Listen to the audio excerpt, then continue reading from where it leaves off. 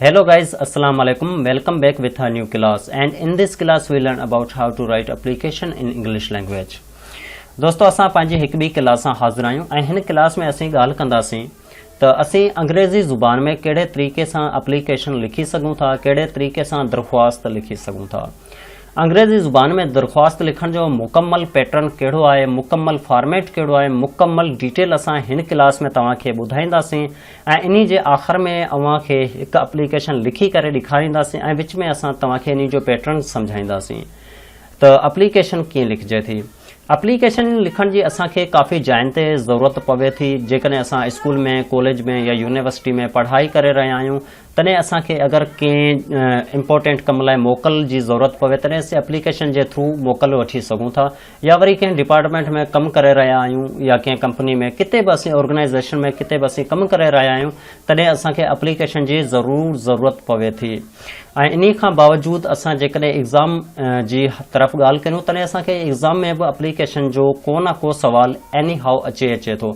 त इन लाइ असां चाहियूं था त अव्हांखे जेको आहे सो एप्लीकेशन लिखण जे मुतलिक़ पूरो पैटर्न सम्झायूं ऐं अव्हांखे कंप्लीट एप्लीकेशन लिखणु सेखारियूं।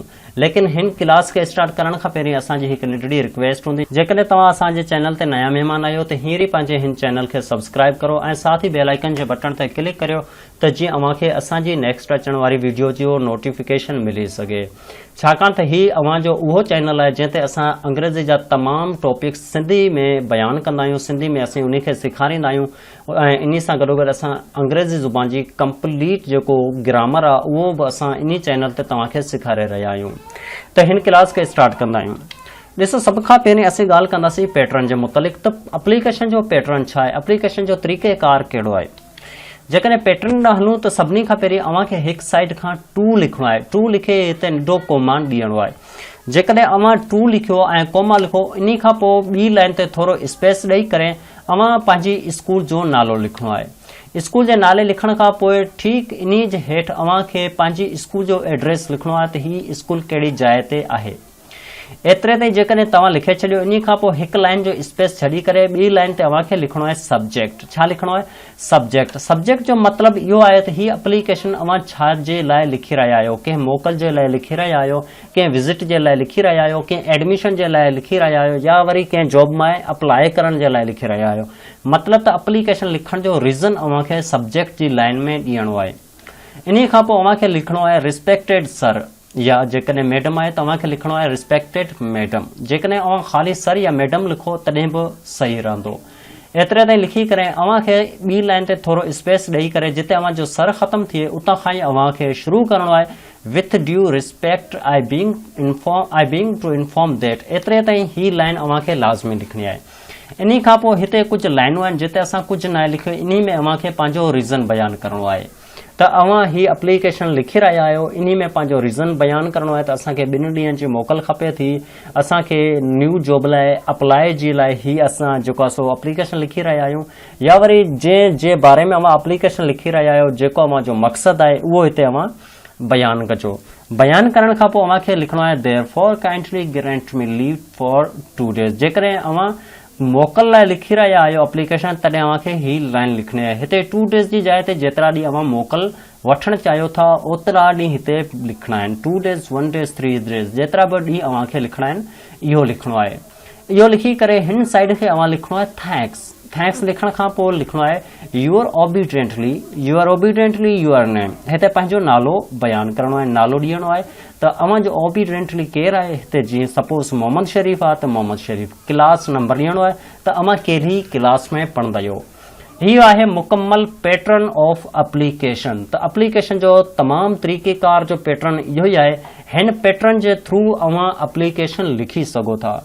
चलो हाणे असीं ॻाल्हि कंदा आहियूं कंप्लीट एप्लीकेशन जे बारे में। त इन जी कंप्लीट एप्लीकेशन अव्हांखे लिखी करे ॾेखारूं था त तव्हां हिन तरह सां पंहिंजी एप्लीकेशन लिखी सघो था। सपोज़ करो असां हिते कंप्लीट एप्लीकेशन लिखूं था ट्यू।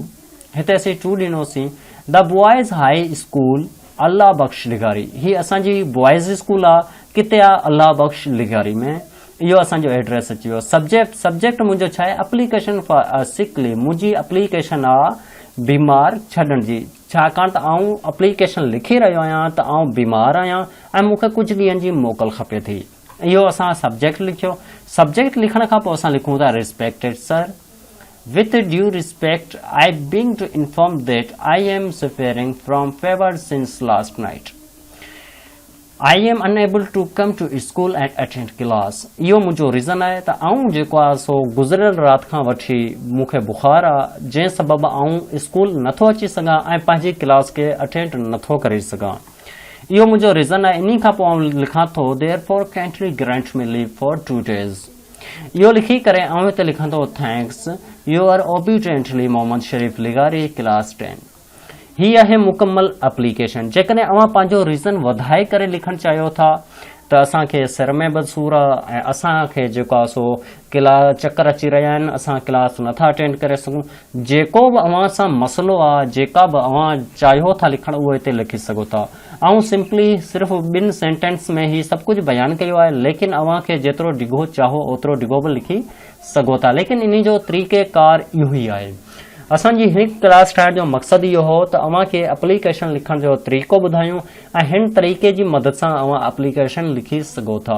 उमेद कंदा आहियो त अवां खे ही वीडियो ज़रूरु पसंदि आई हूंदी ऐं अवां जे लाइ इंफॉर्मेटिव रही हूंदी।